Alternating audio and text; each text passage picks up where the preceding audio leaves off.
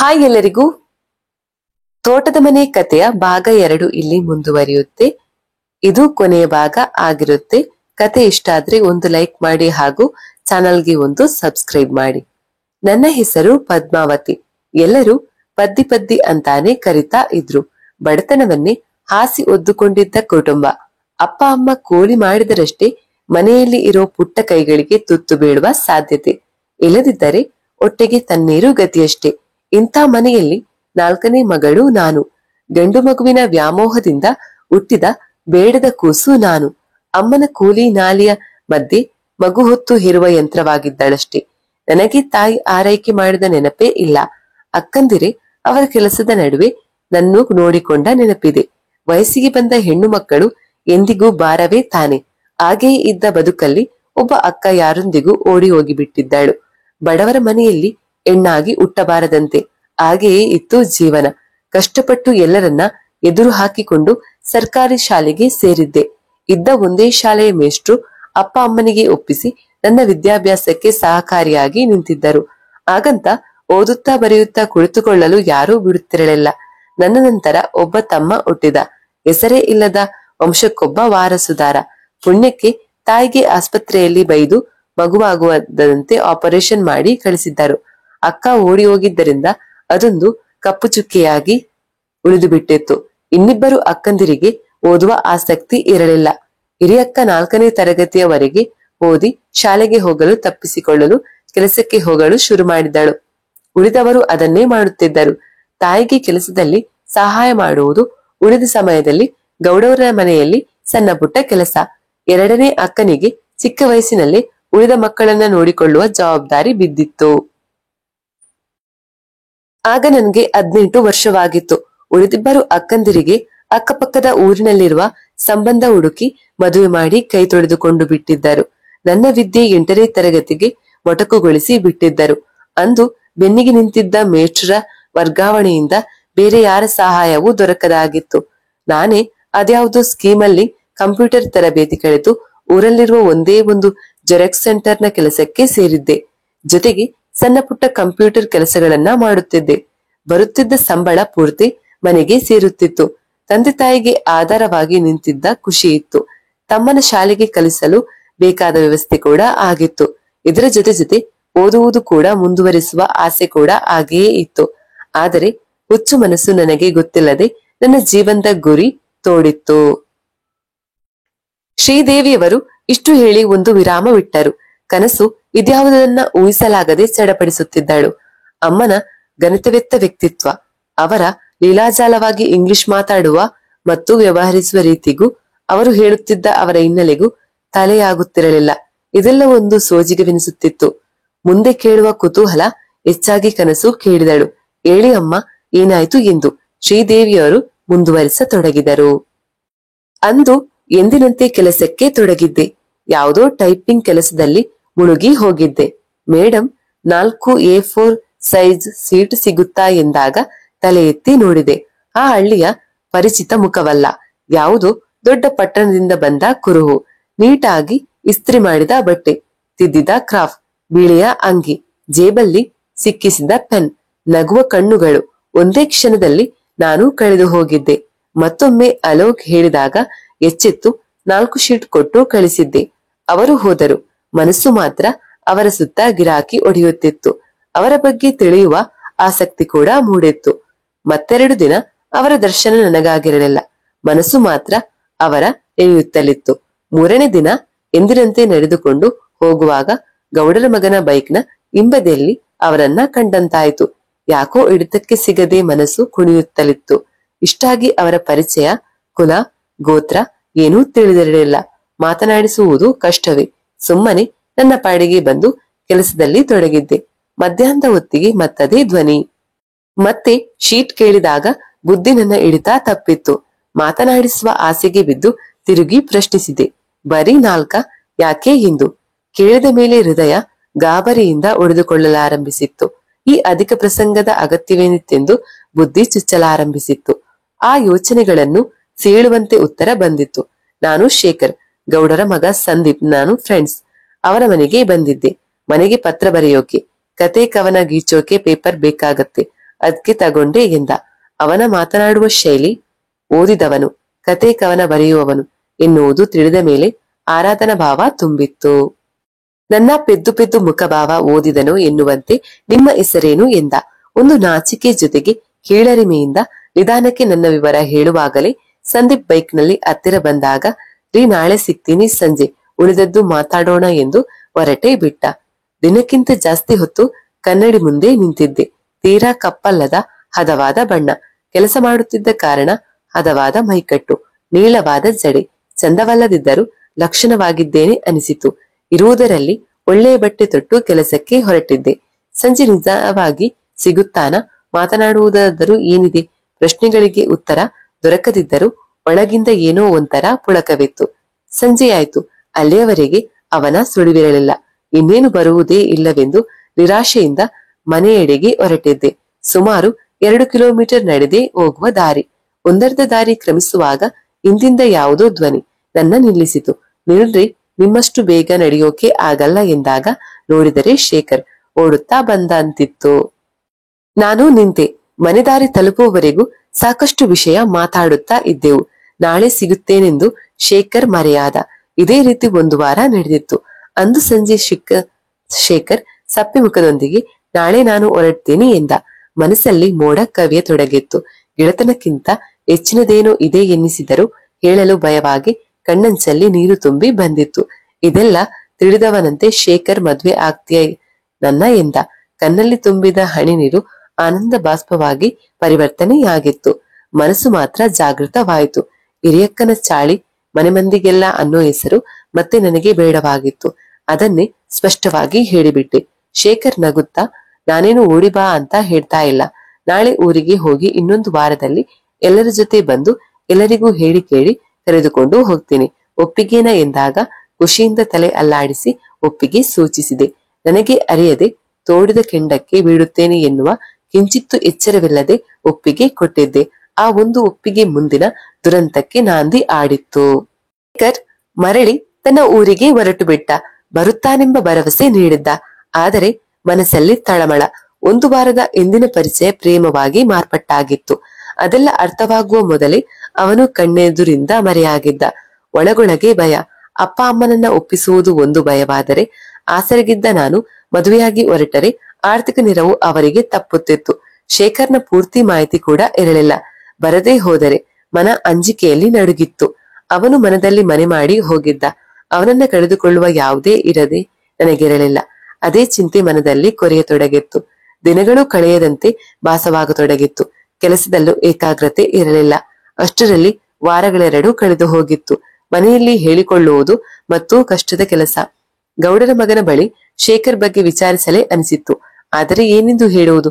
ಶೇಖರ್ ಗೌಡರ ಮನೆಯಲ್ಲೇ ಇದ್ದು ಹೋಗಿದ್ದರಿಂದ ಅವನು ಪ್ರತಿ ಸಲವೂ ಕದ್ದು ಮುಚ್ಚಿ ಮಾತಾಡಿದ್ದ. ಹೇಳಿದರೂ ಏನೆಂದು ಹೇಳುವುದು? ನನಗೆ ಯಾವುದೂ ಬಗೆಹರಿಯುವಂತೆ ಕಾಣುತ್ತಿರಲಿಲ್ಲ. ಮೊದಲಿನಿಂದಲೂ ಹೆಚ್ಚು ಮಾತಾಡದ ನಾನು ಬಡತನದ ಕೀಳರಿಮೆಯೇ ಬೇರೆ. ಇದನ್ನೆಲ್ಲ ಹೇಳಿಕೊಳ್ಳುವಂತ ಗೆಳತಿಯರು ಇರಲಿಲ್ಲ. ಬರೀ 4 ದಿನದ ಬಣ್ಣದ ಮಾತಿಗೆ ನಾನ್ಯಾಕೆ ಮರುಳಾಗಬೇಕು? ಆಗಿದ್ದಾದರೂ ಏನೂ ಇಲ್ಲ, ಸುಮ್ಮನೆ ಇದ್ದು ಬಿಡೋಣವೆಂದು ನಿರ್ಧರಿಸಿದರೂ ಮನಸ್ಸು ಮಾತ್ರ ದಾಂಧಲೆ ಎಬ್ಬಿಸುತ್ತಿತ್ತು. ಸುಮಾರು 1 ತಿಂಗಳು ಹೀಗೆಯೇ ಕಳೆದಿತ್ತು. ಅಂದು ಕೆಲಸ ಮುಗಿಸಿ ಮನೆಗೆ ಹೋದರೆ ಅಚ್ಚರಿ ಕಾದಿತ್ತು. ಬಿಳಿಯ ದೊಡ್ಡದೊಂದು ಕಾರು ನಮ್ಮ ಮನೆಯ ಮುಂಭಾಗದಲ್ಲಿ ನಿಂತಿತ್ತು. ನಮ್ಮ ಊರಲ್ಲಿ ಕಾರಿರುವುದು ಗೌಡರ ಬಳಿ ಮಾತ್ರ, ಅದು ಕೆಂಪು ಬಣ್ಣದ್ದು. ಇದು ಯಾರು ಎಂದು ಅಚ್ಚರಿಯಿಂದ ಒಳ ಪ್ರವೇಶಿಸಿದವಳಿಗೆ ಮತ್ತೊಂದು ಸೋಜಿಗ ಕಾದಿತ್ತು. ದೀಪದ ಬೆಳಕಲ್ಲಿ ನಗುವ ಶೇಖರ್ ಕಂಡು ಕನಸೋ ನನಸೋ ಅರಿಯದೆ ನಿಂತು ಬಿಟ್ಟಿದ್ದೆ. ಶೇಖರ್ ಪಕ್ಕ ದೊಡ್ಡ ಕಸಗಾಲ ಕುಂಕುಮವಿಟ್ಟ ಮಹಿಳೆಯೊಬ್ಬರು ಸಹ ಕುಳಿತಿದ್ದರು. ಬಡವರ ಮನೆ ಬೇರೆ. ಅರಿದ ಚಾಪೆಯ ಮೇಲೆ ನೀಟಾಗಿ ಇಸ್ತ್ರಿ ಮಾಡಿದ ಬಿಳಿ ಶರ್ಟ್ ಹಾಕಿಕೊಂಡು ಕುಳಿತ ಅವನನ್ನು ನೋಡಿ ನನಗೆ ಎಲ್ಲಿಲ್ಲದ ಮುಜುಗರ. ನನ್ನ ನೋಡಿ ಶೇಖರ್ ಮುಖ ಅರಳಿತ್ತು. ಅಷ್ಟು ದಿನ ಕಾಯಿಸಿದ್ದ ಅವನ ಮೇಲೆ ಸಿಟ್ಟು, ಆದರೂ ಬಂದೇ ಬಿಟ್ಟಿದ್ದಾನೆ ಅನ್ನುವ ಸಂತೋಷ. ದೊಡ್ಡವರ ಮುಂದೆ ಏನು ಮಾತನಾಡದೆ ಮುಂದೆ ಹೋಗಲು ತೋಚದೆ ಹಾಗೆಯೇ ನಿಂತು ಬಿಟ್ಟಿದ್ದೆ. ಅಷ್ಟರಲ್ಲಿ ಬಂದ ಅಮ್ಮ, ಇದೇನೆ ಬಂದವಳು, ಹಾಗೆ ನಿಂತು ಬಿಟ್ಟಿದ್ದಿ, ಬೇಗ ಒಳಗೆ ಹೋಗಿ ಕೈಕಾಲು ತೊಳೆದುಕೊಂಡು ಬಂದವರಿಗೆ ಕಾಫಿ ಕೊಡು ಎಂದು ಎಚ್ಚರಿಸಿದರು. ಅಲ್ಲಿಂದ ಬೇಗ ಹೋಗಿ ಕೈಕಾಲು ತೊಳೆದು ಬೇರೆಯದೊಂದು ಬಟ್ಟೆ ಹಾಕಿಕೊಂಡು ಅಮ್ಮ ಮಾಡಿಟ್ಟಿದ್ದ ಕಾಫಿ ಅವರಿಗೆ ಕೊಟ್ಟು ಅಲ್ಲಿಯೇ ನಿಂತೆ. ತಲೆಯಲ್ಲಿ ಪ್ರಶ್ನೆಗಳ ಅಲೆಯೆದ್ದಿತ್ತು. ಅಪ್ಪ ಅಮ್ಮನಿಗೆ ವಿಷಯ ಹೇಳಿದ್ದಾರಾ? ಇವರು ಯಾಕೆ ಬಂದಿದ್ದಾರೆ? ಅಪ್ಪ ಎಲ್ಲಿ ಹೋಗಿದ್ದಾರೆ? ಏನಾಗಿದೆ ಹೀಗೆ ಏನೂ ಅರ್ಥವಾಗದೆ ಎದೆ ಜೋರಾಗಿ ಒಡೆದುಕೊಳ್ಳಲಾರಂಭಿಸಿತ್ತು. ಶೇಖರ್ ಏನೊಂದು ಮಾತನಾಡದೆ ನನ್ನ ನೋಡಿ ನಕ್ಕು ಯಾರು ನೋಡುತ್ತಿಲ್ಲವೆಂದು ತಿಳಿದು ಸಣ್ಣಗೆ ಕಣ್ಣು ಮಿಟುಕಿಸಿ ತುಟಿಗುಂಡಗೆ ಮಾಡಿ ಸನ್ನೆ ಮಾಡಿದ್ದ. ಮೈಯಲ್ಲೊಂದು ಸಣ್ಣ ಸಂಚಲನ, ಆದರೂ ಭಯವಾಯಿತು. ಅಲ್ಲಿ ಏನು ನಡೆದಿತ್ತು ಎಂಬುದರ ಕುರುಹು ಇಲ್ಲದೆ ದೊಡ್ಡವರ ಮುಂದೆ ನಿಲ್ಲಲಾರದೆ ಅಲ್ಲಿಂದ ಹೊರಟಾಗ ಹೆಜ್ಜೆ ಸಪ್ಪಳ ಕೇಳಿತು. ಹೊರಗಿನಿಂದ ಬಂದ ಅಪ್ಪನ ದನಿ ನನ್ನ ತಡೆಯಿತು. ಕೂತ್ಕೋ, ಇವರು ಎಲ್ಲಾ ಹೇಳಿದ್ದಾರೆ. ಅವರು ನಿನ್ನ ಇಷ್ಟಪಟ್ಟಿದ್ದಾರಂತೆ, ಮದುವೆ ಮಾಡಿಕೊಡಿ ಅಂತ ಕೇಳೋಕೆ ಬಂದಿದ್ದಾರೆ. ನಾನು ಈಗಷ್ಟೇ ಗೌಡರ ಮನೆಗೆ ಹೋಗಿ ವಿಚಾರಿಸಿಕೊಂಡು ಬಂದೆ. ನಾವು ಕನಸಲ್ಲೂ ಎನಿಸದ ಸಂಬಂಧ. ನಿನಗೆ ಒಪ್ಪಿಗೆ ಇದೆ ಅನ್ನೋದು ಗೊತ್ತು. ಮಾತುಕತೆ ಬಾಕಿ ಇದೆ, ಕೂತ್ಕೋ ಎಂದಾಗ ಅಲ್ಲೇ ತಲೆ ತಗ್ಗಿಸಿ ಕುಳಿತೆ. ಮನ ಕುಣಿಯುತ್ತಿತ್ತು. ಶೇಖರನ ಅಮ್ಮ ಬಾಯಿ ತೆರೆದರು. ನೋಡಿ, ನಾವು ಸ್ಥಿತಿವಂತರು. ನಾವು ಮನಸ್ಸು ಮಾಡಿದರೆ ನಮಗೆ ಸಮಾನವಾದ ಹುಡುಗಿಯನ್ನೇ ತಂದುಕೊಳ್ಳಬಹುದು. ಆದರೆ ನನ್ನ ಮಗ ನಿಮ್ಮ ಮಗಳನ್ನ ಇಷ್ಟಪಟ್ಟಿದ್ದಾನೆ. ಬಡವ ಸಿರಿವಂತ ಭೇದ ಭಾವ ನಮಗಿಲ್ಲ. ಹುಡುಗಿ ನಮಗೆ ಹೊಂದಿಕೊಂಡು ಹೋದರೆ ಸಾಕು ಅಷ್ಟೇ. ಮದುವೆ ಕೂಡ ನೀವು ಮಾಡಿಕೊಡೋ ಅಗತ್ಯವಿಲ್ಲ. ಯಾವ್ದಾದ್ರೂ ದೇವಸ್ಥಾನದಲ್ಲಿ ದಾರೆ ಎರೆದು ಕೊಟ್ಟರೂ ಸಾಕು. ಯಾವುದೇ ಸಂಕೋಚ ಬೇಡ. ಅಪ್ಪ ಅಮ್ಮ ನನಗೂ ಅಚ್ಚರಿ. ದೇವರು ಹೀಗೂ ವರ ಕೊಡುತ್ತಾರಾ ಅನ್ನಿಸಿತ್ತು. ಅಪ್ಪ ಅಮ್ಮನ ಊಹೆಗೆ ಮೀರಿದ ಪ್ರಸ್ತಾಪಕ್ಕೆ ಬೇಡ ಎನ್ನುವ ಕಾರಣ ಕೂಡ ಇರಲಿಲ್ಲ. ಹೂವೆತ್ತಿದಂತೆ ಸರಾಗವಾಗಿ ಮಾತುಕತೆ ಮುಗಿದು ಬಿಟ್ಟಿತ್ತು. ಅಂದಿಗೆ 10 ದಿನಕ್ಕೆ ಮದುವೆ. ನಮ್ಮದೇ ಊರಿನ ದೇವಸ್ಥಾನದಲ್ಲಿ ನಿಶ್ಚಯವಾಯಿತು. ನಮ್ಮ ಕಡೆಯಿಂದ ಯಾರೂ ಬರುವುದಿಲ್ಲ. ಇಲ್ಲಿ ದಾರೆ ಎರೆದು ಕೊಡಿ ಸಾಕು. ಮದುವೆಯಾದ ಮೇಲೆ ನೀವು ನಮ್ಮ ಜೊತೆ ಬನ್ನಿ, ಅಲ್ಲಿ ಆರಕ್ಷತೆ ಇರುತ್ತೆ ಎಂದರು ಶೇಖರ್ ಅಮ್ಮ. ಎಲ್ಲಾ ಒಪ್ಪಿಗೆಯಾಗಿ ಅವರು ಹೊರಡುವಾಗ ಕಾರಿನಿಂದ ಡ್ರೈವರ್ ಬ್ಯಾಗುಗಳನ್ನ ತಂದು ಕೆಳಗಿಟ್ಟ. ಮಾತು ಮುಗಿದು ಶುಭವಾಗುತ್ತದೆ ಅನ್ನುವ ಭರವಸೆ ಇತ್ತು. ಹಾಗಾಗಿ ಮದುವೆಗೆ ಬೇಕಾದ ಬಟ್ಟೆಗಳು, ಒಡವೆ ಎಲ್ಲಾ ತಂದಿದ್ದೇವೆ. ತಯಾರಿ ನೀವು ಏನು ಮಾಡುವ ಅಗತ್ಯವಿಲ್ಲ ಎಂದರು ಶೇಖರ್ ತಾಯಿ ನಗುತ್ತಾ. ಅಪ್ಪ ಅಮ್ಮ ಮೂಕ ವಿಸ್ಮಿತರಾಗಿದ್ದರು. ನನ್ನ ಪರಿಸ್ಥಿತಿ ಕೂಡ ಅದಕ್ಕಿಂತ ಭಿನ್ನವಾಗಿರಲಿಲ್ಲ. ಶೇಖರ್ ಇಷ್ಟು ವ್ಯವಸ್ಥಿತವಾಗಿ ಬಂದು ಮದುವೆ ಪ್ರಸ್ತಾಪ ಮಾಡಿ ಒಪ್ಪಿಸುತ್ತಾನೆಂಬ ಕಲ್ಪನೆ ನನಗಿರಲಿಲ್ಲ. ಗರಿಗೆದರಿದ ನವಿಲಿನಂತೆ ಮನ ಕುಣಿಯುತ್ತಿತ್ತು.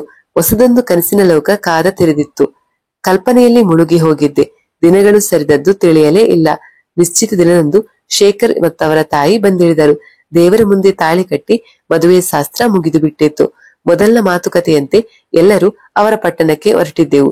ಹುಟ್ಟಿ ಬೆಳೆದ ಮನೆ, ಊರು ಬಿಟ್ಟು ಹೊರಡುವ ಬೇಸರದ ಛಾಯೆಯ ನಡುವೆ ಹೊಸ ಕನಸು. ಜೀವನಕ್ಕೆ ಕಾಲಿಡುವ ಬೆಳಕಿನ ಗೆರೆಗಳು ಮುದ ನೀಡುತ್ತಿತ್ತು. ಶೇಖರ್ ಪಕ್ಕದಲ್ಲಿ ಕೈ ಹಿಡಿದು ಕುಳಿತು ಕಾರ್ನಲ್ಲಿ ಹೋಗುತ್ತಿದ್ದಾಗ ಮಾಯಾಲೋಕಕ್ಕೆ ಪ್ರಯಾಣ ಬೆಳೆಸಿದ್ದೇನೆಂಬ ಭಾವನೆ ಮೂಡುತ್ತಿತ್ತು. ನಿಜ, ಅಲ್ಲೊಂದು ಮಾಯಾಲೋಕ ಸೃಷ್ಟಿಯಾಗಿತ್ತು. ಒಂದು 50 ಜನಗಳು, ದೊಡ್ಡ ಪಾರ್ಟಿ ಹಾಲ್ನಲ್ಲಿ ಒಂದು ಔತಣಕೂಟ. ಅಪ್ಪ ಅಮ್ಮ ದಂಗು ಬಡಿದು ಹೋಗಿದ್ದರು. ನಾನು ಕೂಡ ಈ ತರ ನೋಡುತ್ತಿದ್ದುದು ಅದೇ ಮೊದಲು. ಎದರಿದ ಗುಬ್ಬಚ್ಚಿಯಂತೆ ಶೇಖರ್ ಕೈ ಹಿಡಿದು ನಿಂತಿದ್ದೆ. ಎಲ್ಲ ಮುಗಿಸಿ ತಂದೆ ತಾಯಿ, ಅಕ್ಕಂದಿರು, ತಮ್ಮ, ಗೌಡರ ಮನೆಯವರೆಲ್ಲ ಹೊರಟು ನಿಂತಿದ್ದರು. ಶೇಖರ್ ಅಪ್ಪ ಅಮ್ಮನನ್ನ ಕರೆದು 2 ಲಕ್ಷ ಕೊಟ್ಟು, ನಿಮಗೆ ಉಪಯೋಗಕ್ಕೆ ಬರುತ್ತೆ. ನನಗೆ ಉಡುಗಿ ಕೊಟ್ಟವರು ನೀವು. ಮನೆ ಮಾಡಿಕೊಳ್ಳಿ, ಚೆನ್ನಾಗಿರಿ ಎಂದಾಗ ಅಪ್ಪ ನಿಜವಾಗಿಯೂ ಬೆಚ್ಚಿಬಿದ್ದರು. ಬಡತನವಿದೆ, ಆದರೆ ಮಗಳನ್ನ ಮಾರಿಲ್ಲ ಎಂದು ಹನಿಗಣ್ಣಾದರು. ಆದರೆ ಶೇಖರ್ ಅವರನ್ನ ಒಪ್ಪಿಸಿ ದುಡ್ಡು ಕೊಟ್ಟು ಕಳಿಸಿದಾಗ ಶೇಖರ್ ಬಗ್ಗೆ ಪ್ರೀತಿಗಿಂತ ಗೌರವ ಹೆಚ್ಚಾಗಿತ್ತು. ಅಪ್ಪ ಅಮ್ಮನನ್ನ ಕಳಿಸಿದ್ದರು. ಶೇಖರ್ ತೆಕ್ಕೆಯಲ್ಲಿ ನೆಮ್ಮದಿಯಾಗಿರುವೆನೆಂಬ ನಂಬಿಕೆಯಿಂದ ಅಂದು ಕಣ್ತುಂಬಿ ನಿದ್ದೆ ಮಾಡಿದ್ದೆ. ಆದರೆ ನಿದ್ದೆ ಇರದ ರಾತ್ರಿಗಳ ಕರಾಳ ಮುಖದ ಪರಿಚಯ ನನಗಾಗುವುದರಲ್ಲಿತ್ತು. ಕನಸುಗೆ ಎಲ್ಲವೂ ಅಯೋಮಯವಾಗಿತ್ತು. ಈಗೂ ಸಾಧ್ಯವೇ? ಅಷ್ಟು ದುಡ್ಡು ಕೊಟ್ಟು ಮದುವೆ ಮಾಡಿಕೊಂಡರೆ ಮತ್ತೊಂದಷ್ಟು ಪ್ರಶ್ನೆಗಳು ಕಾಡತೊಡಗಿತು. ಅಮ್ಮ, 1 ನಿಮಿಷ, ಒಂದಷ್ಟು ಪ್ರಶ್ನೆಗಳಿವೆ, ಕೇಳೋದು ಎಂದಳು. ಶ್ರೀದೇವಿಯವರು ತಲೆ ಅಡ್ಡಡ್ಡ ಅಲ್ಲಾಡಿಸಿ, ನಂಗೆ ಗೊತ್ತು ನಿನ್ನ ಪ್ರಶ್ನೆಗಳು. ಹೇಳೋಕೆ ಅಂತ ನಿಂತ ಮೇಲೆ ಪೂರ್ತಿ ಹೇಳಿಬಿಡ್ತೀನಿ. ಮುಗಿದ ಮೇಲೆ ಏನಿದ್ರು ಕೇಳು ಎಂದು ಮಾತು ಮುಂದುವರಿಸಿದರು.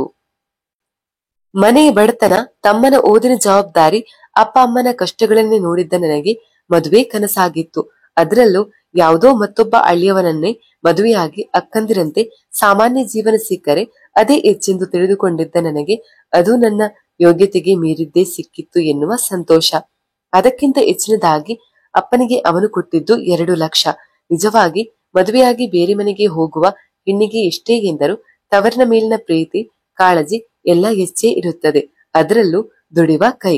ಮದುವೆಯಾದರೆ ಆ ಜವಾಬ್ದಾರಿ ಕಾಡುತ್ತಲೇ ಇರುತ್ತದೆ. ಆದರೆ ಅದೃಷ್ಟವಂತರಿಗೆ ಮಾತ್ರ ಸಿಗುವ ಭಾಗ್ಯ ನನ್ನದಾಗಿತ್ತು. ಅದೇನು ಚಿಕ್ಕ ಮೊತ್ತವಲ್ಲ. ನನ್ನ ತಮ್ಮ ಆಗ ಕಾಲೇಜಿನಲ್ಲಿ ಓದುತ್ತಿದ್ದ. ನನಗಿಂತ 1 ವರ್ಷ ಚಿಕ್ಕವನು. ಅವನ ವಿದ್ಯಾಭ್ಯಾಸಕ್ಕಲ್ಲದೆ ಮನೆ ಕೂಡ ಕಟ್ಟಬಹುದೇನೋ. ಧನ್ಯತೆಯ ಭಾವದಲ್ಲಿ ಆ ರಾತ್ರಿ ನನ್ನನ್ನು ಶೇಖರ್ಗೆ ಒಪ್ಪಿಸಿಕೊಳ್ಳಲು ಸಿದ್ಧಳಾಗಿದ್ದೆ. ಸ್ವರ್ಗ ದರಿಗಿಳಿದಂತೆ ತಯಾರಾಗಿದ್ದ ಹೋಟೆಲ್ ರೂಮ್ ನನ್ನನ್ನ ದಿಗ್ಭ್ರಮೆಗೊಳಿಸಿತ್ತು. ಆ ಹೂವಿನ ರಾಶಿ, ಮೆತ್ತಗಿನ ಹಾಸಿಗೆ, ನಾನೆಲ್ಲಿದ್ದೇನೆ ಎಂದು ನಾನೇ ಯೋಚಿಸುವಂತೆ ಭಾಸವಾಗುತ್ತಿತ್ತು. ಅತ್ತೆ ನನ್ನ ರೂಮ್ನಲ್ಲಿ ಬಿಟ್ಟು ಹೋಗಿದ್ದರು. ಶೇಖರ್ಗಾಗಿ ನಾನು ಕಾಯುತ್ತಾ ಕುಳಿತಿದ್ದೆ. ಸುಮಾರು ಅರ್ಧ ಗಂಟೆಯ ನಂತರ ಶೇಖರ್ ಒಳಗೆ ಬಂದಿದ್ದ. ಆಡದ ಮಾತುಗಳ ಸರಮಾಲೆ ನನ್ನಲ್ಲಿತ್ತು. ಶೇಖರ್ ನಾನು ಮಾತಾಡದೆ ಎಷ್ಟೋ ದಿನಗಳಾಗಿತ್ತು. ಮದುವೆಯ ಮಾತು ಕತೆಯ ದಿನದಂದು ಮಾತಾಡಲು ಸಾಧ್ಯವಾಗಿರಲಿಲ್ಲ. ಮದುವೆ ದಿನ ಮತ್ತು ಅರಕ್ಷತೆಯ ಗಡಿಬಿಡಿಯಲ್ಲಿ ಕೂಡ ಏನೂ ಮಾತನಾಡಿರಲಿಲ್ಲ. ಅವನಿಗೊಂದು ಧನ್ಯವಾದ ಹೇಳುವುದಿತ್ತು. ಮುಂದಿನ ಕನಸುಗಳಿಗೆ ಬಣ್ಣ ಹಚ್ಚುವುದಿತ್ತು. ಶೇಖರ್ ಹತ್ತಿರ ಬಂದಾಗ ನನ್ನಲ್ಲಿನ ಇಂತನ ಜಾಗೃತವಾಗಿತ್ತು. ಅವನು ಬಳಿ ಕುಳಿತಾಗ ನಾಚಿಕೆಯಿಂದ ರಕ್ತ ಮುಖಕ್ಕೆ ನುಗ್ಗಿ ಕೆನ್ನೆ ಕೆಂಪಾಗುತ್ತಿತ್ತು. ಒಳ್ಳೆ ಬದುಕು ಕೊಟ್ಟ ದೇವರನ್ನಿರಿಸುವಷ್ಟು ಪ್ರೀತಿ, ಆರಾಧನೆಯನ್ನ ಹೇಗೆ ವ್ಯಕ್ತಪಡಿಸಲಿ ಎಂದು ಪದಜೋಡಣೆಗೆ ತಡಕವಾಡುತ್ತಿದ್ದಾಗಲೇ ಶೇಖರ್ನ ವಟದ ಕೈ ಮೈ ಮೇಲೆ ಬಿದ್ದಿತ್ತು. ಮಾತು ಮಕಾಡೆಯಾಗಿ ಮಲಗಿಬಿಟ್ಟಿತ್ತು. ಉಳಿದದ್ದು ಒಂದು ತಣ್ಣನೆಯ ಕ್ರೌರ್ಯವೆನಿಸಿತ್ತು. ಮಾತಿಗೆ, ಭಾವನೆಗಳಿಗೆ ಅಲ್ಲಿ ಜಾಗವಿರಲಿಲ್ಲ. ಅದೇನು ಕೆಟ್ಟ ವಾಸನೆ. ಕುಡಿತದ ಅಮಲ್ನಲ್ಲಿ ಅವನು ನನ್ನ ಹೆಣ್ತನವನ್ನ ದೋಚಿ ನನ್ನ ಪ್ರೀತಿಯ ಭಾವನೆಗಳಿಗೆ ಧಕ್ಕೆ ಎಸಗಿದ್ದ. ಗಂಡನಾದರೇನು, ಹೆಣ್ಣನ್ನ ಪ್ರೀತಿಯಿಂದ ಅರಳಿಸದೆ ಒಸಕಿ ಹಾಕುವುದು ಯಾರೇ ಮಾಡಿದರೂ ಅದು ಅತ್ಯಾಚಾರವೇ. ಸುಖದ ಉತ್ತುಂಗದಲ್ಲಿ ಆನಂದ ಬಾಷ್ಪ ಹೊರಹೊಮ್ಮಬೇಕಾದಲ್ಲಿ ನೋವಿನ ಕಣ್ಣೀರು, ಆನಂದದ ಉಸಿರಾಟದ ಲಯಬದ್ಧತೆಯನ್ನ ನೋವಿನ ಹತಾಶೆಯ ನಿಟ್ಟುಸಿರು ನುಂಗಿ ಹಾಕಿತ್ತು. ಅದು ಕೇವಲ ದೇಹಕ್ಕಾದ ನೋವಾಗಿರಲಿಲ್ಲ, ಮಾನಸಿಕ ಆಘಾತ. ಒಂದು ಸುಂದರ ಕನಸನ್ನ ಕದಡಿಬಿಟ್ಟಿದ್ದ. ಅಮಲ್ನಲ್ಲಿ ಅವನ ಕೈ ಮೇಲಾಗಿತ್ತು. ರಾತ್ರಿ ಇಡೀ ಅವನು ನನ್ನ ತಿಂದು ಬಿಟ್ಟಿದ್ದ. ಇಷ್ಟೇ ಸುಖಕ್ಕೆ ಮದುವೆ ಅನ್ನುತ್ತಾರ. ದೈಹಿಕ ವಾಂಛೆಗಾಗಿ ಹೆಣ್ಣನ್ನ ವಿವಾಹ ಬಂಧನಕ್ಕೆ ಸಿಲುಕಿಸಿ ಹೀಗೆ ನಲುಗಿಸುವುದಾದರೆ ಮದುವೆ ಯಾಕೆ ಬೇಕಿತ್ತು? ಎಲ್ಲ ಗಂಡಸರು ಈಗೇನ ಅಯೋಮಯವಾಗಿತ್ತು. ಯೋಚನೆಗೂ ಆಸ್ಪದ ಕೊಡದೆ ಅವನ ಕಬಂದ ಬಾವುಗಳಿಗೆ ಆಹಾರವಾಗಿದ್ದೆ. ಕಳೆದುಕೊಂಡಿದ್ದು ಪಡೆದುಕೊಂಡಿದ್ದು ಏನು ಎನ್ನುವ ತರ್ಕಕ್ಕೂ ನಿಲುಕದೆ ದೇಹ ಸೋತು ನಿದ್ದೆಗೆ ಜಾರಿತ್ತು. ಅವನು ಆಗಲೇ ತನ್ನ ಕೆಲಸ ಮುಗಿಯಿತೆಂಬಂತೆ ನಿದ್ರಿಸಿ ಬಿಟ್ಟಿದ್ದ. ನನಗೆ ಎಚ್ಚರವಾದಾಗ ಗಂಟೆ 10 ಆಗಿತ್ತು. ಪಕ್ಕದಲ್ಲಿ ಅವನಿರಲಿಲ್ಲ. ರಾತ್ರಿಯ ಯಾತನೆಗೆ ದೇಹ ಅಣ್ಣಾಗಿತ್ತು. ಅವನು ಎದುರಿಗೆ ಬರದಿದ್ದರೆ ಸಾಕು ಎನಿಸಿಬಿಟ್ಟಿತ್ತು. ಅವನ ಮುಖವನ್ನು ನೋಡುವಷ್ಟು ಸಹ ಮನಸ್ಸು ತಯಾರಿರಲಿಲ್ಲ. ಆದರೆ ಹಾಗೆಂದು ನಾನೇನು ಮಾಡುವ ಪರಿಸ್ಥಿತಿಯಲ್ಲಿ ಸಹ ಇರಲಿಲ್ಲ. ಎಲ್ಲೋ ಒಂದು ಮೂಲೆಯಲ್ಲಿ ಇಲ್ಲಿಂದ ತಿರುಗಿ ಮನೆಗೆ ಹೋಗಿಬಿಡೋಣ ಎನಿಸಿತ್ತು. ಆದರೆ ಅವನು ಕೊಟ್ಟಿದ್ದು 1-2 ರೂಪಾಯಿಗಳಲ್ಲ, ಬರೋಬ್ಬರಿ 2 ಲಕ್ಷ. ಅವನಿಗೆ ಮರಳಿ ಕೊಡೋಕೆ ಸಾಧ್ಯನಾ? ಅಪ್ಪ ಅಮ್ಮನಿಗೆ ಹೇಳಿ ವಾಪಸ್ ಕೊಡಿಸೋಕೆ ಆಗಲ್ಲ ಅನ್ನುವುದು ಕೂಡ ಅರಿವಿಗೆ ಬಂದಿತ್ತು. ಹೇಳುವುದಾದ್ರೂ ಏನು? ಅವನ ಕ್ರೌರ್ಯ ಹೇಗೆ ಬಿಚ್ಚಿಡಲಿ ತಳೆ ಸಿಡಿಯುತ್ತಿತ್ತು. ಮತ್ತೊಂದು ಕಡೆಯಿಂದ ಅಷ್ಟು ಸುಲಭವಾಗಿ ಶೇಖರ್ ನನ್ನು ಬಿಟ್ಟು ಕೊಡಲು ಒಪ್ಪಲಿಲ್ಲ. ಅವನ ಒಳ್ಳೆಯವನೇ. ಕುಡಿತದ ಅಮಲು ಅವನನ್ನ ಹೀಗೆ ಮಾಡಿಸಿರಬೇಕು. ಅವನು ಕುಡಿಯದಿದ್ದ ಹಾಗೆ ನೋಡಿಕೊಂಡರೆ ಸರಿಯಾಗಬಹುದು ಎಂಬ ಸಣ್ಣದೊಂದು ಆಶಾಭಾವನೆ ಹುಟ್ಟಿಕೊಂಡಿತು. ಅತ್ತೆಗಾದ್ರೂ ಹೇಳಿ ಸಹಾಯ ಪಡೆಯೋಣ ಎನ್ನುವ ಮತ್ತೊಂದು ಧೈರ್ಯದಿಂದ ಎದ್ದು ಬಿಸಿ ಬಿಸಿ ನೀರಲ್ಲಿ ಸ್ನಾನ ಮಾಡಿ ತಯಾರಾಗಿ ಕುಳಿತಾಗ ಹೊಟ್ಟೆ ಚುರುಗುಟ್ಟಲಾರಂಭಿಸಿತ್ತು. ದೇಹ ಬಳಲಿತ್ತು. ಅವನು ಹೋಗಿದ್ದೆಲ್ಲಿ, ಏನು ಮಾಡುವುದು ಏನೂ ಗೊತ್ತು ಗುರಿ ಇರಲಿಲ್ಲ. ಹೀಗೆ ಯೋಚಿಸುತ್ತಿರುವಾಗಲೇ ರೂಮ್ ಬೆಲ್ಲಾಯಿತು. ನನ್ನನ್ನು ಕರೆದೊಯ್ಯಲು ಕಾರು ಬಂದಿತ್ತು. ಹೆಚ್ಚೇನು ಯೋಚಿಸದೆ ಕಾರು ಹತ್ತಿದ್ದೆ. ಪರಿಚಯದ ಡ್ರೈವರ್. ಏನೆಂದು ಮಾತಾಡದೆ ಒಂದು ಮನೆಯ ಮುಂದೆ ನನ್ನ ಬಿಟ್ಟಿದ್ದ. ಮೊದಲ ನೋಟಕ್ಕೆ ಅದೊಂದು ವಿಚಿತ್ರ ಮನೆ ಅನಿಸಿತ್ತು. ಅದರ ಒಳಹೊಕ್ಕೆ ಅತ್ತೆ ನನ್ನ ಎದುರುಗೊಂಡರು. ನನ್ನ ಮೈ ಮೇಲಿದ್ದ ಕಲೆ ಗಾಯಗಳನ್ನ ಆದಷ್ಟು ಮುಚ್ಚಿಡಲು ಸೀರೆ ಹೊದ್ದುಕೊಂಡು ನಿಂತಿದ್ದೆ. ಆದರೂ ಮುಖದ ಮೇಲೆ, ಕುತ್ತಿಗೆ ಮೇಲೆ ಇದ್ದ ಗೀರುಗಳು ಕಾಣುತ್ತಿತ್ತು. ಅದನ್ನು ನೋಡಿದ ಮೇಲೂ ಅವರ ಮುಖದಲ್ಲಿ ಯಾವುದೇ ಬದಲಾವಣೆ ಇರಲಿಲ್ಲ. ಧ್ವನಿಯಲ್ಲಿ ಒಂದು ಗಡಸುತನ. ಆ ಕೋಣೆಗೆ ಹೋಗಿ ರೆಸ್ಟ್ ಮಾಡು, ಮಾದ ತಿಂಡಿ ಕೊಡ್ತಾನೆ, ತಿಂದು ಮಲಗು ಎಂದು ಹೊರಟರು. ಪ್ರಶ್ನೆಗಳಿಗೆ ಉತ್ತರಗಳಿಗೆ ಅಲ್ಲಿ ಜಾಗವಿರಲಿಲ್ಲ. ನಮ್ಮ ಕಡೆ ಪದ್ಧತಿಯಂತೆ ಅಕ್ಕಿ ಸೇರುವುದು ಗಂಡನೊಂದಿಗೆ ಆರತಿ ಮಾಡಿಸಿಕೊಂಡು ಮನೆ ಸೇರಬೇಕಾದ ನಾನು ಅದೇನು ಇಲ್ಲದ ಈ ಮನೆಗೆ ಸೇರಿದ್ದೆ. ಹೆಚ್ಚಿಗೆ ಯೋಚಿಸಲು ಮೈ ಮನಸ್ಸು ಸಹಕರಿಸುತ್ತಿರಲಿಲ್ಲ. ದೇಹ ವಿಶ್ರಾಂತಿ ಬಯಸುತ್ತಿತ್ತು. ಅವರು ತೋರಿಸಿದ ಕೋಣೆಯೊಳಗೆ ಹೋಗಿ ಮಂಚದ ಮೇಲೆ ಕೂರುವಷ್ಟರಲ್ಲಿ ಮಾದ ತಿಂಡಿ ತಂದಿಟ್ಟ. ಹೆಚ್ಚಿಗೆ ಮಾತಾಡದೆ ತಟ್ಟೆ ಖಾಲಿ ಮಾಡಿ ಹಾಗೆಯೇ ಮಂಚದ ಮೇಲೆ ಉರುಳಿಕೊಂಡೆ. ಬಾನಲೆಯಿಂದ ಬೆಂಕಿಗೆ ಬಿದ್ದಿದ್ದೇನೆ ಎನ್ನುವ ಅರಿವು ಇದ್ದಿದ್ದರೆ ನಿದ್ರೆ ಹತ್ತಿರ ಕೂಡ ಸುಳಿಯುತ್ತಿರಲಿಲ್ಲವೇನು. ಆದರೆ ಅದಾವುದರ ಪರಿವಿಲ್ಲದೆ ಗಾಢವಾದ ನಿದ್ರೆಗೆ ಜಾರಿದ್ದೆ. ಎದ್ದ ಮೇಲೆ ಆಗುವ ಅವಘಡಗಳ ಅರಿವಿಲ್ಲದೆ. ಎಚ್ಚರವಾದಾಗ ಸಂಜೆ ಆಗಿತ್ತು. ಮೈ ಜ್ವರದಿಂದ ಸುಡುತ್ತಿತ್ತು. ಎದ್ದು ಹೊರಗೆ ಹೋಗಿ ಏನಾದ್ರೂ ಮಾಡೋಣವೆನ್ನಿಸಿ ಕೋಣೆಯಿಂದ ಹೊರಬರುವಾಗ ಎದುರಲ್ಲೇ ಅತ್ತೆ ಸಿಕ್ಕರು. ಎದ್ದು ಓಡಾಡೋ ಅಗತ್ಯವಿಲ್ಲ, ಜ್ವರ ಬಂದಿರೋ ಹಾಗಿದೆ. ಮಾದ ಮಾತ್ರೆ ಕೊಡ್ತಾನೆ, ತಗೊಂಡು ಏನಾದ್ರೂ ತಿಂದು ಮತ್ತೆ ಮಲಗು ಎಂದರು. ಅವರ ಗಡಸು ಧ್ವನಿ ಅಧಿಕಾರಯುತವಾದ ಮಾತಿಗೆ ಎದುರಾಡುವ ಧೈರ್ಯ ಬರಲೇ ಇಲ್ಲ. ಮತ್ತೆ ಕೋಣೆಗೆ ಹೋಗಿ ಕುಳಿತೆ. ಮಾತ್ರೆ ಮತ್ತೇನೇನೋ ತಂದಿದ್ದು ತಿನ್ನುವಷ್ಟರಲ್ಲಿ ಅರವಳಿಕೆ ಆವರಿಸಿದಂತೆ ನಿದ್ರೆಗೆ ಜಾರಿಬಿಟ್ಟೆ. ಅದೇನಾಗಿತ್ತೋ ಆಗುತ್ತಿತ್ತೋ ಯಾವುದೂ ಅರ್ಥವಾಗುತ್ತಿರಲಿಲ್ಲ. ಹೆಚ್ಚು ಕಡಿಮೆ 3-4 ದಿನಗಳು ಹೀಗೆ ಕಳೆದು ಹೋದವು. ಅಷ್ಟರಲ್ಲಿ ಮೈ ಕೈಯಲ್ಲಿ ಆಗಿದ್ದ ಗಾಯಗಳು ಸ್ವಲ್ಪ ಮಾಸಿ ಆರೋಗ್ಯ ಸುಧಾರಿಸುತ್ತಾ ಬಂದಿತ್ತು. ಇಷ್ಟರ ಮಧ್ಯೆ ಶೇಖರ್ ಎಲ್ಲಿ ಹೋದ? ಅತ್ತೆ ಯಾಕೆ ಅವನ ಬಗ್ಗೆ ಚಾಕಾರ ಎತ್ತಿತ್ತಿಲ್ಲ ಎಂದು ಅರ್ಥವಾಗಲೇ ಇಲ್ಲ. ಅಂದು ಸಂಜೆ ಕೋಣೆ ಬಾಗಿಲು ಬಡಿದಂತಾಯ್ತು. ತೆಗೆದು ನೋಡಿದರೆ ಹೊರಗಡೆ ಶೇಖರ್ ನಿಂತಿದ್ದ. ಅವನ ಮೃಗೀಯ ವರ್ತನೆ ನೆನೆದು ಮನ ಅವನನ್ನ ಮಾತನಾಡಿಸಲು ಹಿಂಜರಿದಿತ್ತು. ಆದರೂ ಬಾಗಿಲ ಬಳಿಯಿಂದ ಬದಿ ಸರಿದು ಅವನಿಗೆ ಒಳಗೆ ಬರಲು ದಾರಿ ಮಾಡಿ ಕೊಟ್ಟೆ. ಮಾತಾಡಲು ಬೆಟ್ಟದಷ್ಟಿತ್ತು. ಅವನು ಮದುವೆಯಾಗಿ ಕರೆತಂದು ಒಂದು ದಿನ ರಾತ್ರಿ ನನ್ನ ಬಳಸಿಕೊಂಡು ನಾಪತ್ತೆಯಾಗಿದ್ದ. ಅವನ ಬಗ್ಗೆ ಹೆಚ್ಚಿಗೆ ಏನೂ ತಿಳಿದಿರಲಿಲ್ಲ. ಮೊದಲು ಸಿಕ್ಕು ಮಾತನಾಡಿದಾಗ ಅವನದೇ ಸ್ವಂತ ಕಂಪನಿ ಇದೆ ಎಂದು ಹೇಳಿದ್ದ. ಆದರೆ ಈ ಮನೆ ಯಾವುದು? ವಿಚಿತ್ರವಾದ ಪುಟ್ಟ ಪುಟ್ಟ ಕೋಣೆಗಳು. ಆ ಮಾದನನ್ನ ನೋಡಿದರೆ ಭಯ ಹುಟ್ಟಿಸುವಂತಿದ್ದ. ಏನು ಅರ್ಥವಾಗದೆ ಅಯೋಮಯವಾಗಿತ್ತು. ಹೇಗೆ ಮಾತನಾಡುವುದು ಎನ್ನುವ ಯೋಚನೆ ಬೆನ್ನಲ್ಲೇ ಅವನ ವರ್ತನೆಗಳು ತಲೆ ಎತ್ತಿ ಅವನನ್ನ ನೋಡಲು ನಿರಾಕರಿಸುವಂತೆ ಮಾಡುತ್ತಿತ್ತು. ಅವನ ಹತ್ತಿರ ಬಂದ. ಬಗ್ಗಿಸಿದ ಗಲ್ಲವನ್ನ ಹಿಡಿದೆತ್ತಿ ಏನು ಕೋಪಾನ ಎಂದ. ಕಣ್ಣೀರು ಧಾರಾಕಾರವಾಗಿ ಹರಿಯತೊಡಗಿತ್ತು. ಅದೇ ಪ್ರೀತಿಯ ಧ್ವನಿಗೆ ಮಾತಿಗೆ ಕರಗಿ ಹೋಗಿದ್ದೆ ನಾನು. ಅವನಿಗೆ ಎಲ್ಲ ಹೇಳಿ ತಪ್ಪುಗಳನ್ನ ಅರ್ಥ ಮಾಡಿಸಿ ಕ್ಷಮೆ ಕೇಳಿಸಬೇಕು. ಹೀಗೆ ಮಾಡಿದ್ದು ತಪ್ಪು. ಇನ್ನಾದ್ರೂ ಹಾಗೆಲ್ಲ ಬಿಟ್ಟು ಹೋಗಬಾರದು. ಒಟ್ಟಿಗೆ ಇರೋಣ. ಪಟ್ಟಿ ಬೆಳೆಯುತ್ತಲೇ ಇತ್ತು. ಹೇಳಿಗೆ ಬಿಡೋಣವೆಂದು ಮಾತು ಶುರು ಮಾಡುವಾಗಲೇ ಅವನ ತುಟಿಗಳು ನನ್ನ ಬಾಯನ್ನು ಮುಚ್ಚಿಸಿತ್ತು. ಮತ್ತೆ ನಡೆದದ್ದು ಅದೇ ಕ್ರೌರ್ಯದ ಪುನರ್ವರ್ತನೆ. ಜೋರಾಗಿ ಕಿರುಚಲು, ಬಾಯಿ ಬಿಡಲು ಭಯ. ಅತ್ತೆ ಅಥವಾ ಮಾದ ಮತ್ತೆ ಯಾರಿಗಾದ್ರೂ ತಿಳಿದರೆ ಎನ್ನುವ ಆತಂಕ. ಕಣ್ಣೀರು ಮಂಚದ ಮೇಲಿಂದ ಕೆಳಗೆ ತೊಟ್ಟುಕಿತ್ತಿತ್ತು. ಎಲ್ಲ ಕಳೆದುಕೊಂಡ ಶೂನ್ಯ ಎಂಬ ಭಾವನೆ. ಅದೇ ಕುಡಿತದ ಗಮಲು, ಅವನ ಅಮಲು. ಅವನೇನು ಮನುಷ್ಯನ ಅನ್ನುವ ಅನುಮಾನ ಕಾಡತೊಡಗಿತ್ತು. ಆದೆಷ್ಟು ಹೊತ್ತು ಹಾಗೆಯೇ ಅಡುತ್ತಾ ಕುಳಿತಿದ್ದೇನೋ ನೆನಪಿರಲಿಲ್ಲ. ಅವನು ಬೋರಲಾಗಿ ಮಂಚದ ಮೇಲೆ ಬಿದ್ದುಕೊಂಡಿದ್ದ. ಸ್ವಲ್ಪ ಸಮಯದಲ್ಲಿ ಬಾಗಿಲು ಬಡಿದ ಸದ್ದು. ನೆಲದ ಮೇಲೆ ತೊಪ್ಪಲಾಗಿ ಬಿದ್ದಿದ್ದ ವಸ್ತ್ರಗಳನ್ನ ಗಾಬರಿಯಲ್ಲಿ ತೊಟ್ಟುಕೊಂಡೆ. ಅವನು ಬಿದ್ದಿದ್ದ ಪ್ಯಾಂಟ್ ಹುಡುಕಿ ಹಾಕಿಕೊಂಡು ಹೊರ ನಡೆದ. ಮಾದ ಅತ್ತೆ ಕರೆದಿದ್ದಾರೆಂದು ಅವನನ್ನ ಕರೆಯಲು ಬಂದಿದ್ದ. ನಮಗೆ ಮಾತ್ರ ತೀವ್ರ ಆಘಾತವಾಗಿತ್ತು.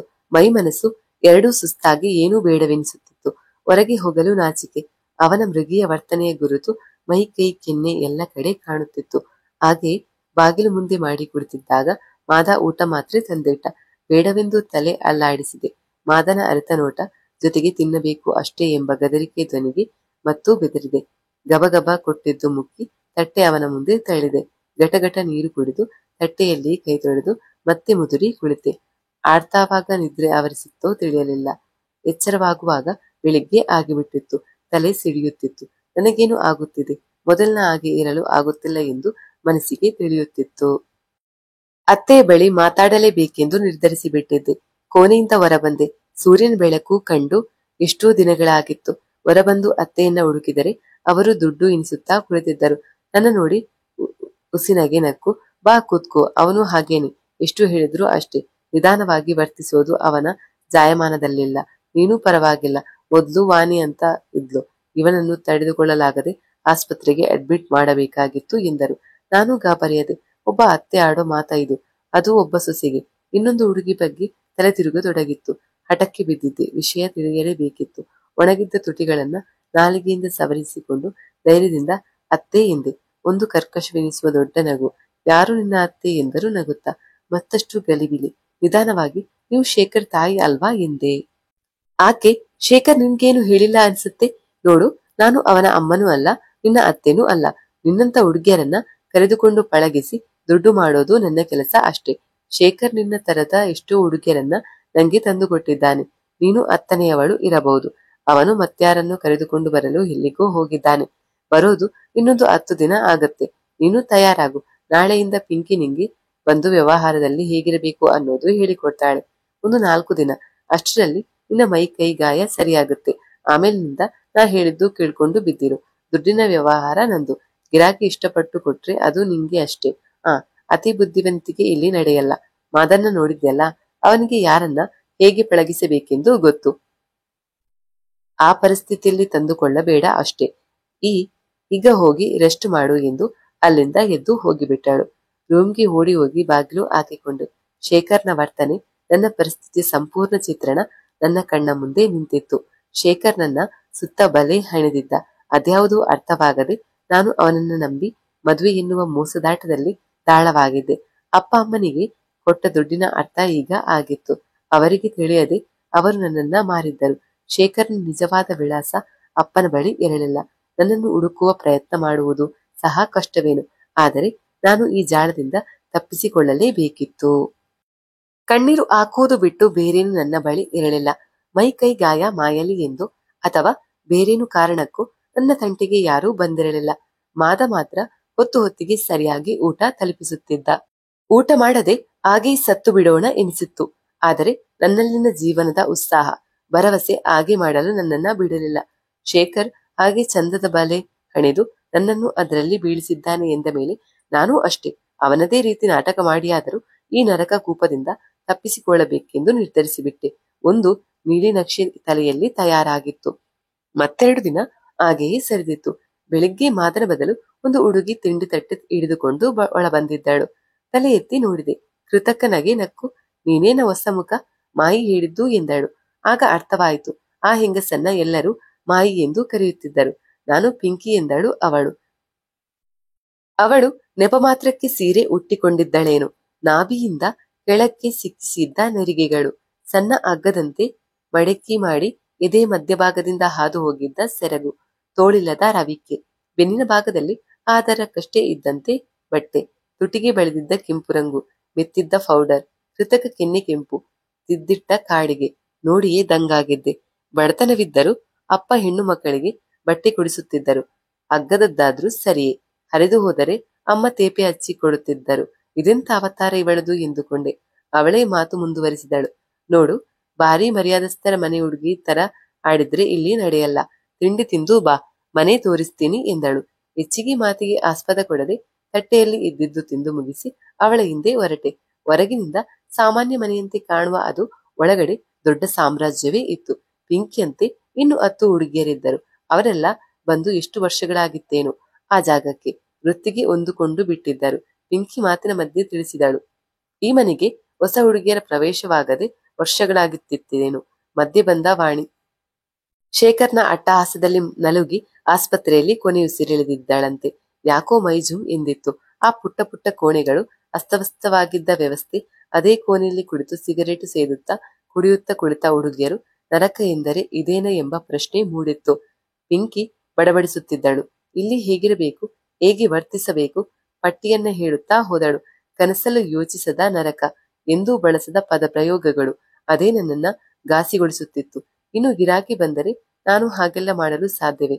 ಅದನ್ನೆಲ್ಲ ಭರಿಸುವ ಚೈತನ್ಯ ನನಗಾಗಿದೆಯೇ? ಪರಮಾತ್ಮ, ಈ ನರಕದಿಂದ ನನ್ನನ್ನ ಬಿಡುಗಡೆ ಮಾಡಲು ಸಾಧ್ಯವಿಲ್ಲವೇ ಎಂದು ಮನ ಚೀರುತ್ತಿತ್ತು. ನಾನು ಕುಸಿದು ಕುಳಿತದ್ದನ್ನ ನೋಡಿದ ಪಿಂಕಿ, ಹೋಗಿ ಮಲ್ಕೋ, ನಂಗೂ ಶ್ಯಾಮ್ ಬರೋ ಹೊತ್ತಾಯ್ತು, ಆಮೇಲೆ ಸಿಗ್ತೀನಿ ಎಂದು ತನ್ನ ಕೋಣೆಗೆ ಹೊರಟಳು. ಬೇರೇನು ಮಾಡಲು ತೋಚದೆ ನನ್ನ ಕೋಣೆಯ ಮಂಚದ ಮೇಲೆ ಬಂದು ಬಿದ್ದುಕೊಂಡೆ. ಇಲ್ಲಿ ಯಾರು ಸಹಾಯ ಮಾಡಲಾರರು ಎನಿಸಿತ್ತು. ಪಿಂಕಿ ಹೇಳುತ್ತಿದ್ದಳು, 4 ದಿನ ಅಭ್ಯಾಸ ಆಗೋವರೆಗೆ, ಆಮೇಲೆ ನೀನೇ ಅಭ್ಯಾಸ ಮಾಡ್ಕೊಳ್ತಿ. ನೀನು ಜಾಸ್ತಿ ಖುಷಿ ಕೊಟ್ರೆ ನಿಂಗೂ ದುಡ್ಡು ಸಿಗುತ್ತೆ. ಬೇಜಾರು ಮೈಕೈ ನೋವು ಕಳೆಯೋಕೆ ಸಿಗರೇಟು ಕುಡಿಯೋಕೆ ಎಲ್ಲ ಮಾದ ಕೊಡ್ತಾನೆ, ಮಜಾ ಮಾಡು ಎಂದು ಕೆಟ್ಟನಗೆ ನಕ್ಕಿದ್ದಳು. ಅದೆಲ್ಲ ನೋಡಿ ಕೇಳಿ ಮಾನಸಿಕ ಆಘಾತ ತಾಳಲಾರದೆ ಜೋರು ಜ್ವರ ಶುರುವಾಗಿತ್ತು. ಜ್ವರ ತಹಬಂದಿಗೆ ಬರದಿದ್ದಾಗ ಅದ್ಯಾರೋ ಅಲ್ಲಿಗೆ ಯಾವಾಗ್ಲೂ ಬರುವ ವೈದ್ಯರಂತೆ ಬಂದು ಇಂಜೆಕ್ಷನ್ ಚುಚ್ಚಿದ್ದರು. ಇನ್ನು ಜ್ವರದ ಮಂಪಲ್ಲಿ ಇರುವಾಗ್ಲೇ ಅವರು ಮತ್ತೊಂದು ಹುಡುಗಿ ಮಾತನಾಡುವುದು ಕೇಳುತ್ತಿತ್ತು. ಆ ವೈದ್ಯರು ಹೇಳುತ್ತಿದ್ದರು, ಮತ್ತದೇ ಎಡವಟ್ಟು ಮಾಡಿಕೊಳ್ಳಬೇಡ, ನಿನ್ನ ಬೇಜವಾಬ್ದಾರಿತನಕ್ಕೆ ಸುಮ್ಮನೆ ಅಬಾರ್ಷನ್ ಮಾಡಬೇಕಾಯಿತು. ಈಗ ನೋಡು, ನೀನು ಸರಿಯಾಗೋಕೆ ಇನ್ನೂ 1 ತಿಂಗಳು ಬೇಕು. ಅಷ್ಟು ದಿನ ಮಾಯಿ ಸುಮ್ಮನೆ ಬಿಡ್ತಾಳ? ಇನ್ನಾದ್ರೂ ಹುಷಾರಾಗಿರು, ರೀಮಾ ಎನ್ನುತ್ತಿದ್ದರು. ಓ, ಅವಳ ಹೆಸರು ರೀಮಾ ಎಂದು ತಿಳಿದಿತ್ತು. ಅವಳು ಕಣ್ಣೀರು ಸುರಿಸುತ್ತಾ, ಡಾಕ್ಟ್ರೆ, ನೀವಾದ್ರೂ ಪೊಲೀಸರಿಗೆ ಹೇಳಿ, ನಮ್ಮನ್ನು ಬಿಡಿಸಿಬಿಡಿ, ಈ ನರಕದಲ್ಲಿ ಸಾಕಾಗಿದೆ ಎಂದಾಗ ಅವರು ಅಸಹಾಯಕ ನಗು ಚೆಲ್ಲುತ್ತಾ, ನಾನು ಕಟುಕಿಯಲ್ಲ ರೀಮಾ, ಆದರೆ ನಿನ್ನ ಹಾಗೆ ಅಸಹಾಯಕಳು. ಪೊಲೀಸರಿಗೆ ಹೇಳಿ ಏನೂ ಉಪಯೋಗವಿಲ್ಲ. ಈ ಮಾಯಿಯ ಪ್ರಭಾವ ಅಷ್ಟಿದೆ. ಪೊಲೀಸರಿಗೂ ದುಡ್ಡು ಕೊಟ್ಟು ಈ ದಂಧೆ ನಡೆಸುತ್ತಿದ್ದಾಳೆ.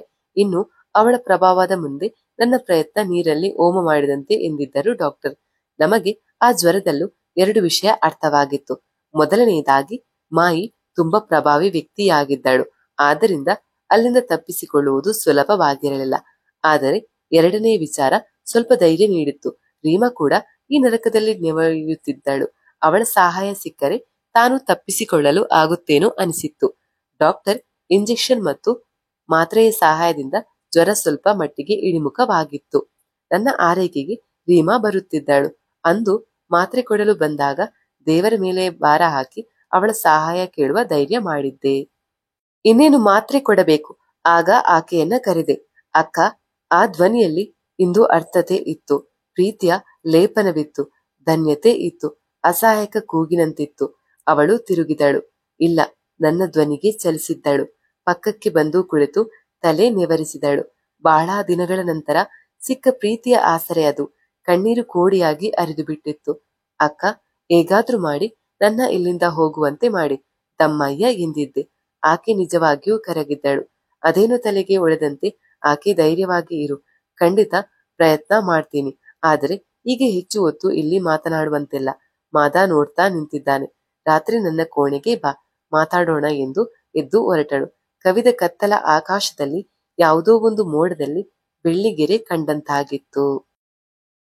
ಅಂದು ಸಂಜೆಯಾಗುತ್ತಿದ್ದಂತೆ ಮಾಯಿ, ಪಿಂಕಿ ಸೇರಿದಂತೆ ಮತ್ತು 4 ಜನರೊಂದಿಗೆ ಎಲ್ಲೋ ಹೊರಗೆ ಹೋಗಿದ್ದಳು. ಗಿಜಿಗುಟ್ಟುತ್ತಿದ್ದ ಮನೆ ಸ್ವಲ್ಪ ಶಾಂತವಾಗಿತ್ತು. ನಾನು ಇದೇ ಸರಿಯಾದ ಸಮಯ ಎಂದು ತಿಳಿದು ರೀಮಾ ಇದ್ದಲ್ಲಿಗೆ ಹುಡುಕಿಕೊಂಡು ಹೊರಟೆ. ರೀಮಾ ನೆಲದ ಮೇಲೆ ಮಂಡಿಗೆ ಕೈಯೂರಿ ಏನೋ ಯೋಚಿಸುತ್ತಾ ಕುಳಿತಿದ್ದಳು.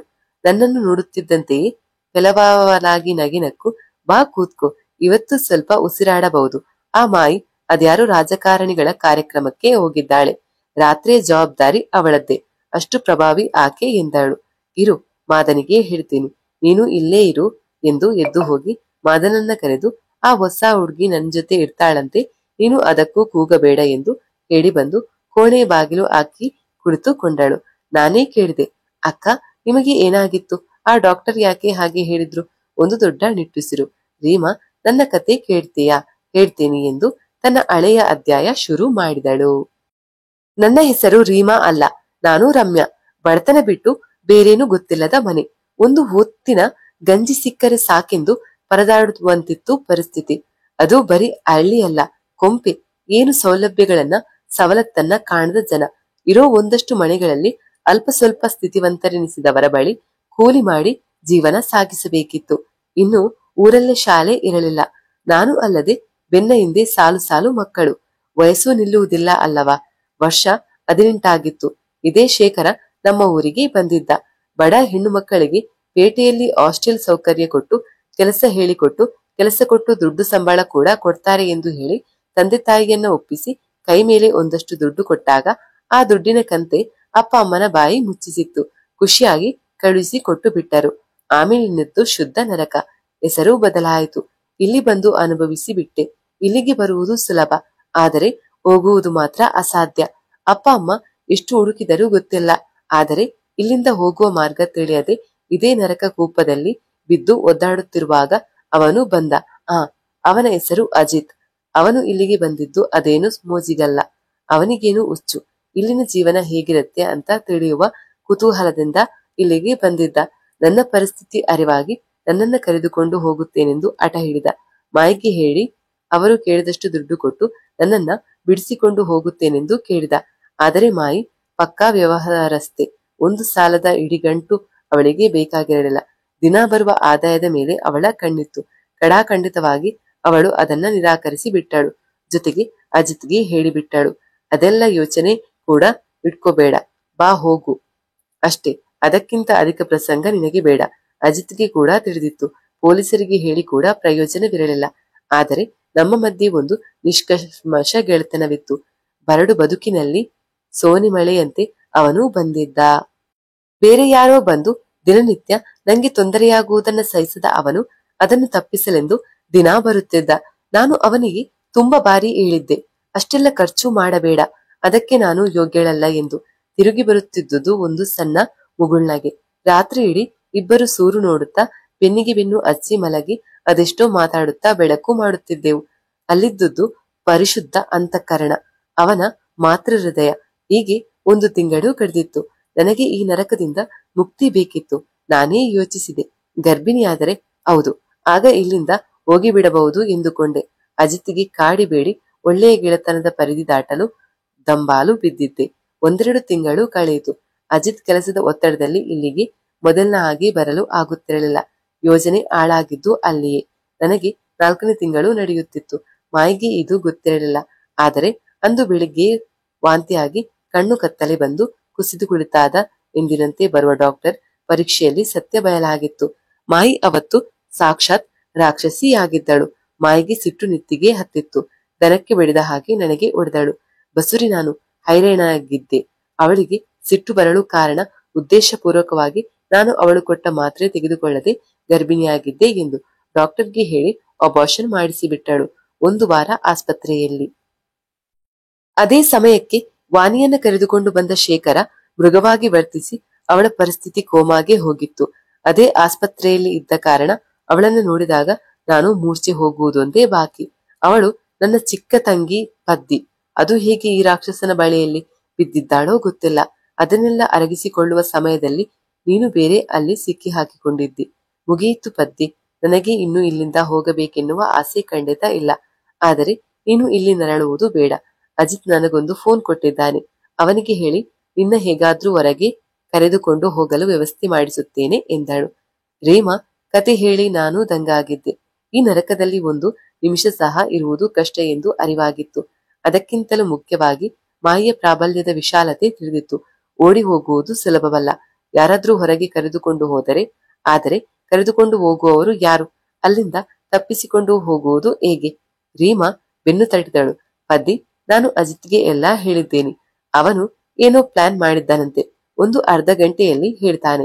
ಬೇಜಾರಾಗಬೇಡ ಎಂದಳು. 1 ಗಂಟೆಯ ಬಳಿಕ ಅಜಿತ್ ಕರೆ ಮಾಡಿ ಮಾತಾಡಿ ಎಲ್ಲ ವಿವರಿಸಿದ್ದ. ರೀಮಾ ಅದನ್ನ ಕಿವಿಯಲ್ಲಿ ವಿವರಿಸಿದಾಗ ನನ್ನ ಮುಖ ಅರಳಿತು. ಇದೇನಾದ್ರೂ ಅಂದುಕೊಂಡಂತೆ ಆದರೆ ತಪ್ಪಿಸಿಕೊಂಡು ಹೋಗ್ತೀನಿ ಎಂದು ಯೋಚಿಸಿ ನನ್ನ ಕೋಣೆಗೆ ಹೋಗಿ ಮಲಗಿಕೊಂಡೆ. ಯೋಜನೆ ಕಾರ್ಯರೂಪದಲ್ಲಿತ್ತು.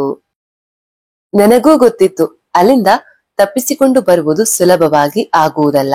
ಆದರೆ ರೀಮಾ ಧೈರ್ಯ ತುಂಬಿದ್ದಳು. ಅಜಿತ್ ನನಗಾಗಿ ಒಳ್ಳೆಯ ಉಪಾಯ ಮಾಡಿದ್ದ.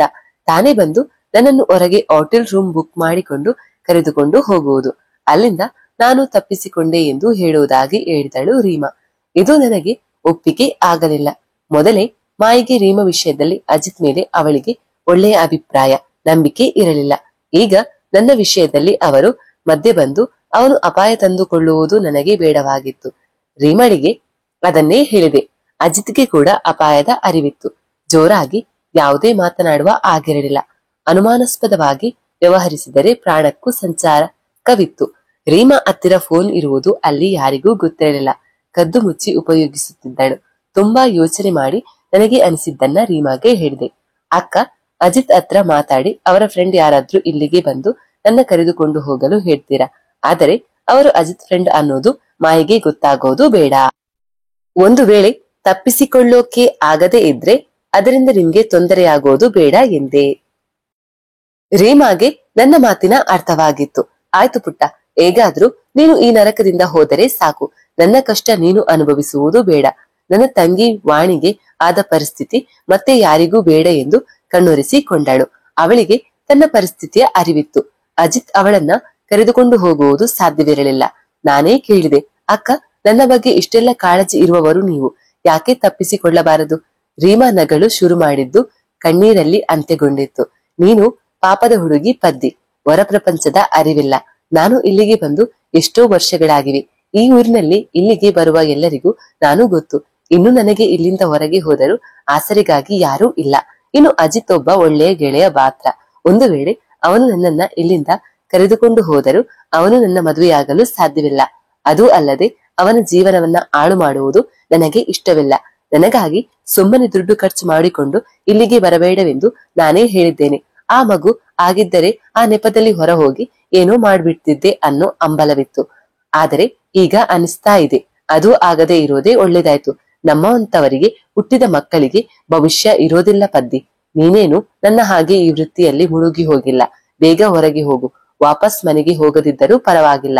ನಿನಗೆ ಸ್ವಲ್ಪ ವಿದ್ಯೆ ಇದೆ, ಹೇಗೋ ಬದುಕಿಕೋ ಎಂದಳು. ಮಾತನಾಡಲು ಏನೂ ಇರ್ಲಿಲ್ಲ. ಅವಳ ಅಂತರಾಳ ಅರ್ಥವಾಗಿತ್ತು. ಸುಮ್ಮನೆ ಕೋಣೆಗೆ ಹೋಗಿ ಬಿದ್ದುಕೊಂಡೆ. ಈ ನಾಟಕದ ಪೂರ್ಣಭಾವಿ ತಯಾರಿ ಮಾಡಬೇಕಿತ್ತು. ನಾನು ಅಳುತ್ತಾ ಕುಳಿತರೆ ಮಾಯಿಗೆ ಸಿಟ್ಟು ನೆತ್ತಿಗೇರುತ್ತಿತ್ತು ಎನ್ನುವುದು ನನಗೆ ತಿಳಿಯದ ವಿಷಯವೇನಲ್ಲ. ಮಾರನೇ ದಿನದಿಂದ ಸ್ವಲ್ಪ ಲವಲವಿಕೆಯಿಂದ ಇದ್ದಂತೆ ಎದ್ದು ಓಡಾಡಿದೆ. ಜೊತೆಗೆ ಪಿಂಕಿ ತರಗತಿಗಳು ಮುಂದುವರೆದಿತ್ತು. ಕಷ್ಟವಾದರೂ ಸರಿ, ಅರ್ಥ ಮಾಡಿಕೊಂಡಂತೆ ಅವಳನ್ನ ಅನುಸರಿಸುವಂತೆ ತಲೆ ಅಲ್ಲಾಡಿಸುತ್ತಿದ್ದೆ. ಮಾಯಿ ನನ್ನನ್ನ ವೃತ್ತಿಗೆ ಇಳಿಸಲು ಪೂರ್ಣ ಪ್ರಮಾಣದ ಸಿದ್ಧತೆ ನಡೆಸುತ್ತಿದ್ದಾಳು. ನಮ್ಮ ಯೋಜನೆ ಆಗಲೇ ಸಿದ್ಧವಾಗಿತ್ತು. ಇದೆಲ್ಲ ಆಗಿ 3 ದಿನಗಳಾಗಿತ್ತು. ನಾನು ಅಲ್ಲಿಗೆ ಒಗ್ಗಿಕೊಂಡು ಹೋಗುವಂತೆ ನಡೆಸುತ್ತಿದ್ದೆ. ಅಂದು ಸಂಜೆ ಒಬ್ಬ ಹೊಸ ಗಿರಾಕಿ ಮನೆಯೊಳಗೆ ಬಂದ. ದೊಡ್ಡ ಕುಲ, ಕೈಯಲ್ಲಿ ಬಂಗಾರದ ಬಣ್ಣದ ವಾಚ್, ಕುತ್ತಿಗೆ ದೊಡ್ಡ ಸರ, ಹಾಕಿರುವ ಸೂಟ್ ಬೂಟ್. ಅವನನ್ನ ನೋಡಿದರೆ ದೊಡ್ಡ ಶ್ರೀಮಂತ ಎಂದು ಯಾರು ಬೇಕಾದ್ರೂ ಹೇಳುವಂತಿತ್ತು. ಅವನನ್ನ ನೋಡಿದ ಮಾಯಿ ಕಣ್ಣು ಒಳೆಯುತ್ತಿತ್ತು. ಎಲ್ಲರನ್ನ ಕರೆದು ಸಾಲಾಗಿ ನಿಲ್ಲಲು ಹೇಳಿದಳು. ಪಿಂಕಿ ಬಂದು ಮೈ ತಿವಿದು ಈ ಡ್ರೆಸ್ ಹಾಕಿಕೊಂಡು ರೆಡಿ ಆಗು ಬಾ ಬೇಗ ಎಂದು ಹೇಳಿ ಹೋದಳು. ಮಾತನಾಡುವುದು ಅಲ್ಲಿ ಅನಗತ್ಯವಾಗಿತ್ತು. ಅದೇ ಬಟ್ಟೆ ಹಾಕಿಕೊಂಡು ಹೊರಗೆ ಹೋದೆ. ಮಾಯಿ ನಾನು ಹೊರಗೆ ಹೋದ ಕೂಡಲೇ, ನೋಡಿ ಇವಳು ಹೊಸ ಹುಡುಗಿ, ಫ್ರೆಶ್ ಮಾಲು, ಬೇಕಾದ್ರೆ ಇವಳನ್ನೇ ಒಪ್ಪಿಕೊಳ್ಳಿ ಎಂದಾಳು. ಹೃದಯ ಡವಡವ ಎಂದು ಒಡೆದುಕೊಳ್ಳಲಾರಂಭಿಸಿತ್ತು. ಅವನು ನನ್ನ ಒಪ್ಪದಿರಲಿ ಎಂದು ಮನಸ್ಸಲ್ಲಿ ದೇವರಿಗೆ ಅರ್ಜಿ ಹಾಕುತ್ತಿದ್ದೆ. ನನ್ನ ಗ್ರಹಚಾರಕ್ಕೆ ಅವನು ನನ್ನೇ ಗುರಾಯಿಸಿ ಅವಳನ್ನೇ ಕಳಿಸಿ ಎಂದಾಗ ನೆಲ ಬಾಯಿ ಬಿಡಬಾರದೆ ಎನಿಸಿತ್ತು. ಅವನು ಕುತ್ತಿಗೆಗೆ ಕಟ್ಟಿದ್ದ ಟೈ ಸಡಿಲಿಸಿ ಹೇಳಿದ, ನನ್ನ ಸ್ಟೇಟಸ್ಗೆ ಇಲ್ಲಿ ಇರೋಕೆ ಆಗಲ್ಲ, ಹೋಟೆಲ್ ಬುಕ್ ಮಾಡಿದ್ದೀನಿ, ಅಲ್ಲಿಗೆ ಕರೆದುಕೊಂಡು ಹೋಗ್ತೀನಿ ಎಂದ. ಮಾಯಿಗೆ ಹೊರಗೆ ಕಳಿಸಲು ಇಷ್ಟವಿರಲಿಲ್ಲ. ಆದರೆ ಬೇಡ ಎನ್ನುವ ಮೊದಲೇ ಜೇಬಿನಿಂದ 5,000 ತೆಗೆದು ಇಟ್ಟಾಗ ಮರುಮಾತಿಲ್ಲದೆ ಒಪ್ಪಿಕೊಂಡಳು. ಆದರೆ ಜೊತೆಗೆ ನಮ್ಮ ರುದ್ರ ಬರ್ತಾನೆ ಎಂದಳು. ಅವನು ಒಪ್ಪಿದ. ನನಗೆ ಅಯೋಮಯವಾಗಿತ್ತು. ತಲೆ ಎತ್ತಿ ರೀಮಾಳನ್ನ ನೋಡಿದಾಗ ರೀಮಾ ಕಣ್ಣು ಮಿಟುಕಿಸಿ ಹೆಬ್ಬೆಟ್ಟು ಎತ್ತಿದಳು. ನಿರಾಳವಾಯಿತು. ಅಂತೂ ತಪ್ಪಿಸಿಕೊಳ್ಳಲು ವೇದಿಕೆ ಸಿದ್ಧವಾಗಿತ್ತು. ಮಾಯಿ ನನ್ನನ್ನ ಬದಿಗೆ ಕರೆದು, ನೋಡು ಅವನು ದೊಡ್ಡ ಕುಲದ ತರ ಇದ್ದಾನೆ ನೋಡೋಕೆ, ಏನಾದ್ರೂ ಕಿರಿಕಿರಿ ಮಾಡಿಕೊಟ್ರೆ ಹುಟ್ಟಿಲ್ಲ ಅನ್ಸ್ಬಿಡ್ತೀನಿ ಎಂದಳು. ನಾನು ಮೌನವಾಗಿ ತಲೆ ಅಲ್ಲಾಡಿಸಿ ಅಲ್ಲಿಂದ ಅವನ ಕಾರ್ ಹತ್ತಿದೆ. ಮನದಲ್ಲಿಯೇ ದೇವರಿಗೆ ಬೇಡಿಕೊಂಡು ಬಿಟ್ಟೆ. ದೇವರೇ, ಈ ನರಕಕ್ಕೆ ಮತ್ತೆ ಕಾಲಿಡದ ಹಾಗೆ ಆಗಲಿ ಎಂದು ನಮಸ್ಕರಿಸಿದ್ದೆ. ರೀಮಾಳ ಪ್ರಯತ್ನಕ್ಕೆ ನಾನು ಕೃತಜ್ಞತೆ ಸಲ್ಲಿಸಲು ಸಾಧ್ಯವಿರಲಿಲ್ಲ. ಆದರೆ ಅವಳನ್ನ ಹೊರತರಲು ಸಾಧ್ಯವಾದರೆ ಮಾಡಲೇಬೇಕೆಂದು ನಿರ್ಧರಿಸಿದ್ದೆ. ಹೊರಗೆ ಹೋಗುವ ಅವಕಾಶ ಸಿಕ್ಕಿತ್ತು ನಿಜ. ಆದರೆ ಮಾಯಿ ಬುದ್ಧಿವಂತೆ. ಒಬ್ಬಳನ್ನೇ ಕಳಿಸದೆ ರುದ್ರನನ್ನ ಜೊತೆಗೆ ಕಳಿಸಿದ್ದಳು. ರುದ್ರ ಹೆಸರಿನ ಹಾಗೆ ಭೀಕರವಾಗಿಯೇ ಇದ್ದ. ಅವನ ಕಣ್ಣು ತಪ್ಪಿಸಿಕೊಂಡು ಹೋಗುವುದು ಕಷ್ಟವೇ ಇತ್ತು. ಆದರೆ ಸಿಕ್ಕ ಅವಕಾಶವನ್ನ ಬಳಸಿಕೊಂಡು ನರಕದಿಂದ ಮುಕ್ತಿ ಪಡೆಯಲೇಬೇಕಿತ್ತು.